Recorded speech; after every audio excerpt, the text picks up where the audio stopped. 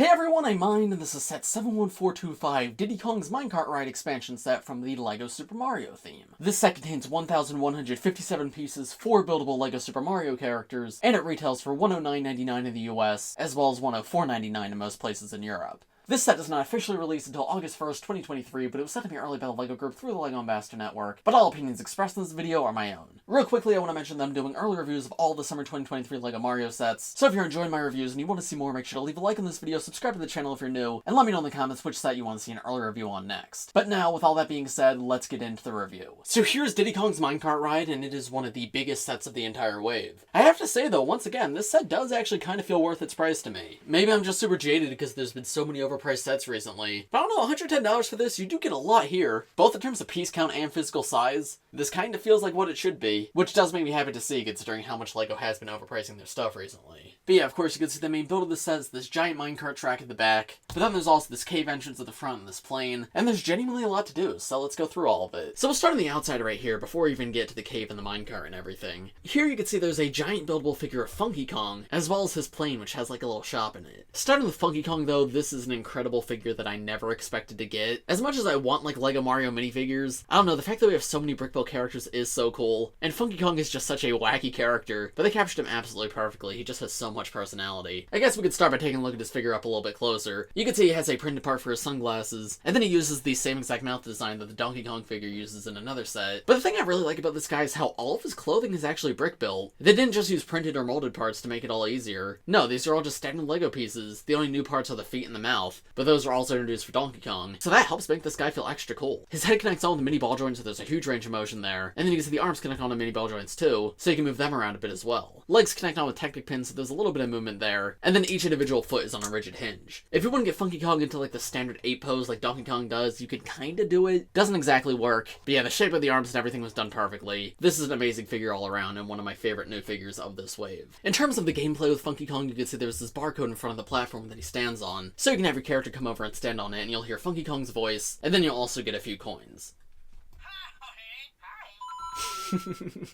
But now moving on from Funky Kong, here's this little plane that's right next to him. This can actually be removed, and in fact it's not actually connected to anything. There's like this little divot right here for it to rest, so that way it can actually be a part of the entire course. But it doesn't actually use any studs to connect. I actually quite like the design of this plane. It's very cartoony, lots of very rounded parts. It definitely feels like it fits in the LEGO Mario world. And there's actually a couple of different gameplay features with the plane. So you can see on this side here it's meant to be a little shop. You've got 3 different balloons, 2 different barrels, and then there's like a little gumball machine right here. The barrels themselves don't actually have anything inside, but you can see there is a barcode on the top of one of them. So of course that's made to interact with the different LEGO Super Mario player characters. So if I take Luigi here and put him on top,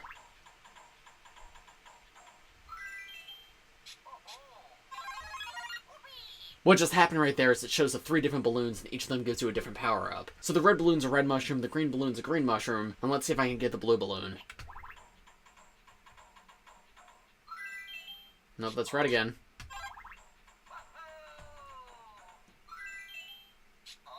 And there's the green mushroom if you're curious.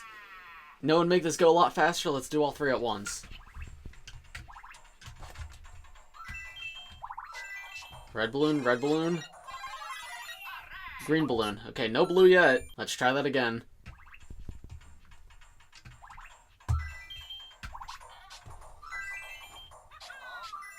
Oh, we did get blue. Okay, so it's the P-switch, that's what it was called. Okay, so very cool. There's 3 different power-ups you can get there, and as you just saw, it's entirely random which one you get. But then there's also a second feature with this plane, and this is one that I was not expecting, but you can actually have your Mario characters drive the plane. So if we remove the roof, you can see there's a barcode on the inside right here, and if we put Luigi in, for example, it'll start playing these little plane sound effects as you move around.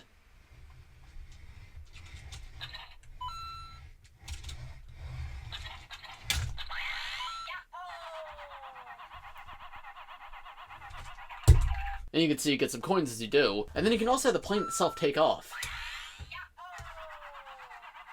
Very weird sound effect, but I mean, it's going. And then when you're ready, you can just land it. That's actually incredibly well done. It knows when it's driving along the ground, it knows when it's up in the air, and it knows when it stops. I don't feel like that integrates the best into the course builder system, because I'm not really sure the point of it, like how it interacts with anything else, but just as like its own standalone toy, it's very fun. Genuinely a great implementation of the course builder system. But now let's move away from Funky Kong and his plane and move into the actual mine. At the entrance of the mine though, of course, we have Diddy Kong right here, and he is of course another all-new character for this wave. He uses these all-new arm and hand pieces, which are also used on Cranky Kong as well as Dixie Kong, and they're very interesting new parts. I do like the shape of them. And yeah, the hand is completely separate, you can remove it. And you can see they actually use that part again for his tail, though with one of these swirl pieces coming out the top. That's another all-new part for this wave. It's also used in this year's LEGO Dream sets, so I'm not sure which of the two themes it was designed for, but it works pretty well in both of them. Diddy actually uses a lot of new parts too. His leg piece is of course new, it's the same one that Cranky Kong uses, but I feel like it fits this character a lot better. There's a new print for his shirt as well, same thing for his nose, same one that's also used on Dixie Kong, but still cool to see. Obviously a new eye print, and then this hat piece that he's wearing is entirely new as well. Now unfortunately the hat does not have any printing on it. In universe, Diddy Kong has the Nintendo logo on his hat, so that would have been really cool to get here, but it's not the biggest deal that he doesn't have it, because it's still clear who this character is supposed to be. And the gameplay interaction with Diddy, at least for now, is nothing all too crazy. You can see there's a barcode in front of him, and you can have your character step on it. All the Kong noises are so funny. But yeah, you just hear Diddy make a noise and you get a few coins. But anyway, you can see Diddy standing in this big old cave entrance, and if we remove him, you can see it's actually large enough for a Mario character to get in and out. They use these all new leaf pieces at the entrance to the cave, and this one has a banana hanging off of it. And again, that's another piece that's introduced for this wave, and also LEGO Dreams. And I'm not sure which theme it was designed for, but fits both pretty well. And that of course leads you to the Minecart Track inside. And I gotta admit, I'm a little bit underwhelmed by this. When these sets were first revealed, admittedly, I didn't look super close at them, but what I was hoping for was something sort of similar to the minifigure roller coasters, where the cart actually went along the track. But no, it's more up to your imagination here. Like, there is a path for the cart to follow, and unless you're going too crazy with it, it will stay on that path, but the minecart is completely loose. It doesn't lock on to anything in any way. And even changing from one part of the track to the other, it requires you to lift the cart up and move it over. So yeah, to me at least, that's a little bit of a disappointment. Maybe I was setting my expectations too high, but I don't know, I feel like that would have made the set more fun. The cart itself uses one big piece, and I'm not sure if this is all new for this set. I would assume it probably is. Though actually, now that I look at it, maybe it's like the back of a dump truck in LEGO City. I'm not sure, but you can see it's 4 studs wide, so you can fit a Mario figure in here, and there's also room at the front to either fit a second figure, or you can put Diddy Kong in the front, so that way you can actually go on a ride with Diddy. And then most of the build of this set is just Minecart Track. You can see there's this warning sign right here where the minecart starts, and that's made to be very loose. It's just connected on with the jumper piece, so that way you can have the minecart hit it and knock it out of the way. There's also a trans blue crystal in this part of the build. That's always a very nice part to get. It's very pretty. Then here's the main stretch of track right behind the entrance to the cave, and there's a little bit of a play feature coming out the back right here. You can see there's this rock with a crystal on top, and there's 2 different pieces of dynamite surrounding it. So the feature with this is you can push down this detonation device right here, or more specifically, you can have your character stomp on it, and that'll blow that rock open, and you can see that inside there's actually a bushel of bananas. Now this is an all new part for the LEGO Donkey Kong wave. It does come in a few sets, but this is an amazing new part. I think it looks fantastic. The barcode on the bottom is a separate piece, so you can just use the bananas on their own if you want, but if you have your character stomp on the banana, you can see you obtain them as an item. Now you have 2 different options as to what you can do with those bananas. First, you could just have your character eat them, and that will grant them bonus coins for standing on yellow. But the other option is if you have the bananas in your inventory, and then you go talk to a Kong character, either Funky, Diddy, Donkey, or Cranky. I don't know if Dixie actually has this feature. You can actually give the bananas to them instead. So for example, here's me giving the bananas to Funky Kong.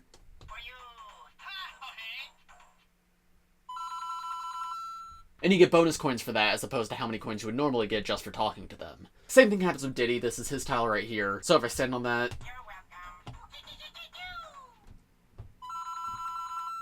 once again, bonus coins. But now coming back to the minecart track, you can see the next section connects at the angle and also goes upward. So here's how it would look to have the minecart go along that. You then sort of have to jump up to this next piece right here, and this part of the track's connected on with one of those springy mushroom pieces, which was introduced a few waves ago. And the play feature here is we have Snaggles the shark who's blocking the way. So when you have your character in the minecart, you should try to land very hard here, and that'll actually flip Snaggles up. So let's see that in action. And there we go, now Snaggles is flipped up, however there's still not really a clear path to the next section. It's pretty far away, and this is what I mean by like it's all up to your own imagination. You could pick up the minecart and move it over here, though now this barcode for Snaggles is exposed, so you can go get that instead.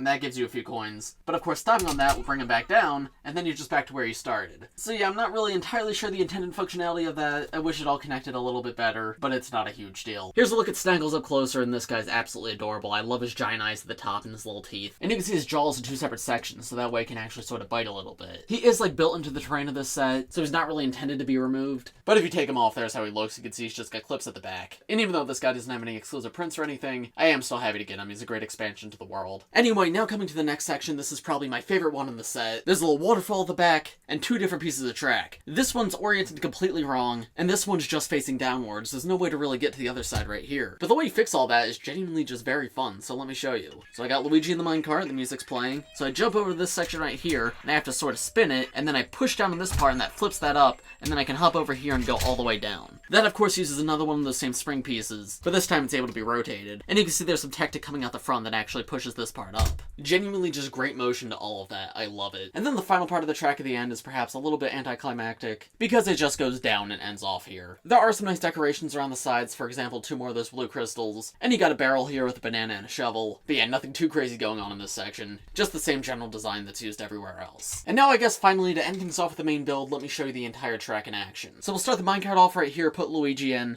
I don't think I mentioned this yet, but of course we've got some Donkey Kong music playing. And then we move the minecart along. As we do, we earn a few coins. Minecart sound effects play. Right here we could pick up Diddy, put him in the front, and then continue to move the cart along. Go up this section.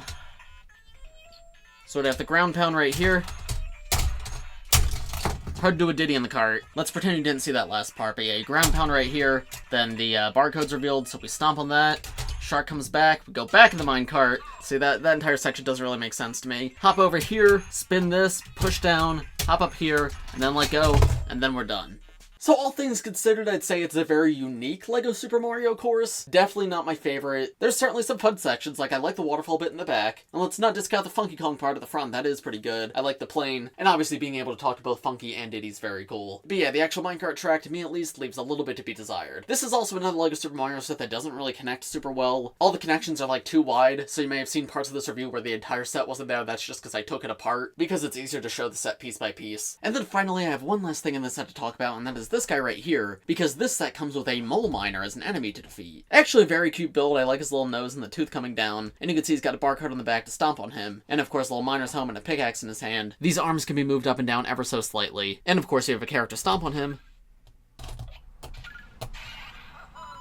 You get a couple of coins. He's actually treated as a boss character, which is kind of interesting. But unfortunately, there's no place for him to properly go in this set. He doesn't have like a location where he's supposed to stand. You can put him wherever you want, but I don't know, it would have been nice to have a proper spot for him. And so, overall, what are my thoughts on this set? Definitely very mixed thoughts. The positives right off the bat, I'll say this does feel worth the price to me at least. Could probably be a little bit cheaper. Like 100 probably would have been better, but 110 is definitely not the worst for 1100 pieces. The characters are great. I love Diddy, I love Funky. 2 of my all-new favorite LEGO Mario characters. I think the plane is a very fun play feature, and the minecart track is a great aesthetic and is very unique for LEGO Mario. However, yeah, as you just saw, I feel like it leaves a little bit to be desired. I wish the play features interconnected a little bit better, because while the set looks cool, it all maybe feels a little bit aimless. But of course, those are just my thoughts. Let me know what you guys think of this set in the comments below. As I mentioned at the beginning of this video, make sure to let me know in the comments which LEGO Mario set you want to see an early review on next. If you enjoyed this video, make sure to leave a like on it, subscribe to the channel if you're new, and I will see you all in the next one. Bye!